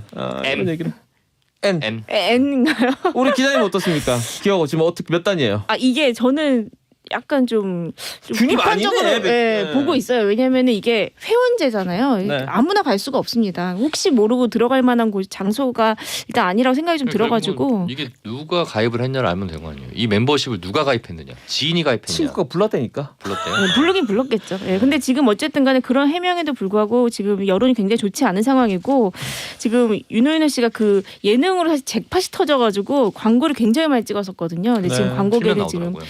손절하고 있는 상황입니다. 그래 보니까 지금 우리 강경 기자는 네. 한 2단쯤 되는 것 같은데 일단 저는 중립 넣고 갑니다. 중립 넣고 가고 예. 참 아이러니하네요. 요 바로 이 사건 터지기 직전에 네. 컴백곡이 제목이 땡큐였어요. 맞아요. Thank you for like, thank you for like. Thank you. 알겠습니다. 네. 제목을 소리라고 해야 될 거 그랬나 싶기도 한데 자 다음 또 스포츠 네. 뉴스로 가겠습니다. 여자 배구 정규리그 우승팀이 확정이 된 건가요? 어떤 상황이에요 지금? 네, 확정이 됐습니다. 아직 아하. 정규 시즌은 아직 관계가 남아 있는데요. 일단 GS칼텍스와 흥국생명이 마지막까지 선두 경쟁을 벌였는데 이 흥국생명이 지난 토요일에 인삼공사에게 지면서 이 승점이 56점에 머물렀습니다. 그러면서 현재 58점인 GS칼텍스가 1위를 확정을 했습니다. 한 경기 남았거든요. 네. 그러니까 이 경기를 흥국생명이 이겨서 59점을 만든 다음에 GS칼텍스의 패배를 기다렸어야 되는데 최종전에서. 근데 GS칼텍스가 최종전을 펼치기도 전에 자기들이 지는 바람에 정규 시즌 우승을 넘겨줬고요. GS칼텍스는 12년 만에 정규리그 우승을 차지하면서 시즌 마지막 경기인 인삼공사전과 관계없이 챔피언 결정전 직행 티켓을 따냈습니다. GS칼텍스가 정규리그 1위를 차지한 거는 말씀드린 대로 12년 전 2008, 2009 시즌 이후인데요.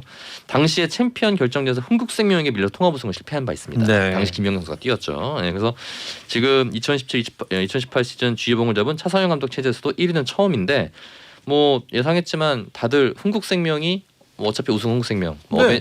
흥벤저스 이렇게 나왔다가 학폭 논란에 휘말리면서 전력이 빠지고 그러면서 지금 GS칼텍스가 꾸준히 좋은 전력 유지하면서 우승을 차지하게 됐습니다. 자 그렇다면 지금 몇 번 얘기 나왔던 흥국생명 얘기도 안 할 수가 없는데 김연경 선수 표정이 참 뭐라고 해야 되지? 마음감이 교차한 표정. 착잡하다고 해야 되나?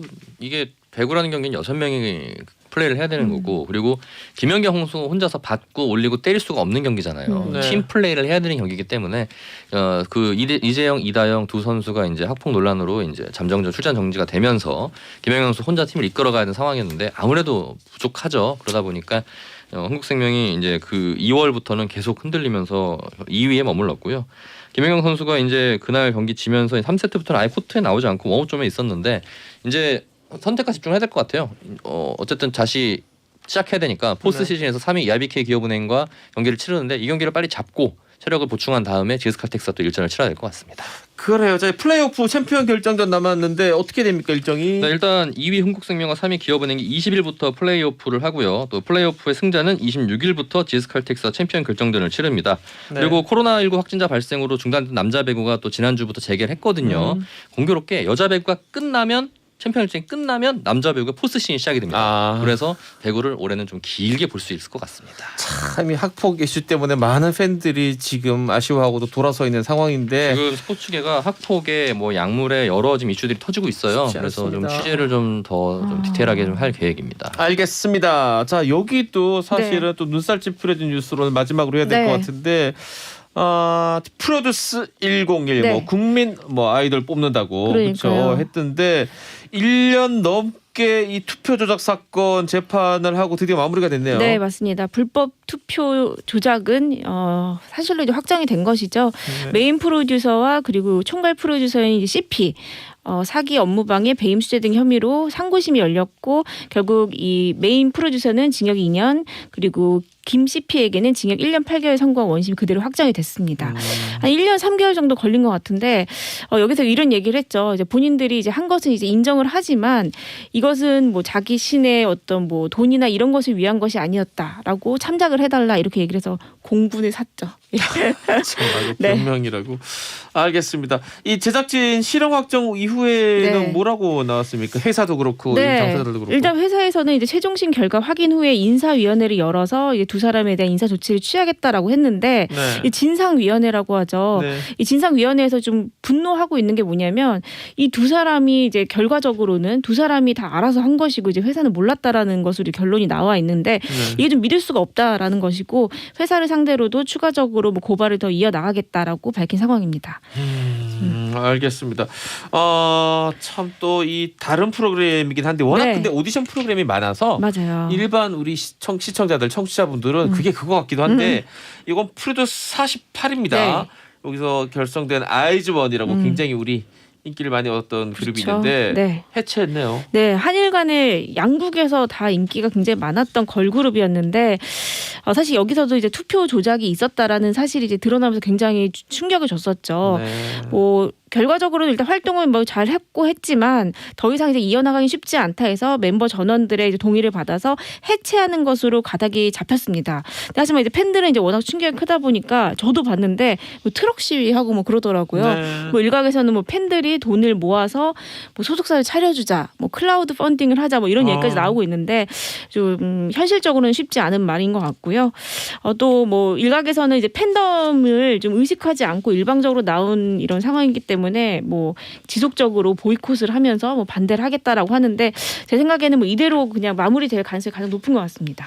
아유, 참 안타깝습니다. 네. 이 밀려가지고 이렇게 떨어진 친구들도 안타깝고 그렇죠. 그리고 자기 의지가 아니고 이 소속 사회에서 뭐 작당을 해가지고 네네.